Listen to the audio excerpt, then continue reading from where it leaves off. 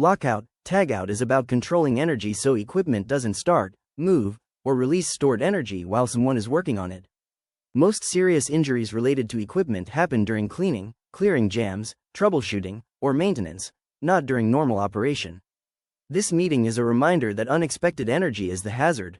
What employees should know: equipment can store energy even when it's shut off. Energy sources include electrical, hydraulic, pneumatic, mechanical, gravity, and stored pressure. Simply turning equipment off is not the same as locking it out. Multiple people working on the same equipment increases risk. Unexpected startup happens fast and without warning. What employees should do: shut down equipment using the proper procedure.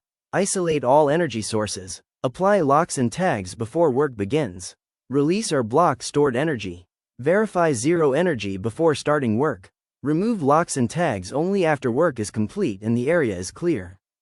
What employees should watch for: equipment being serviced without locks or tags in place.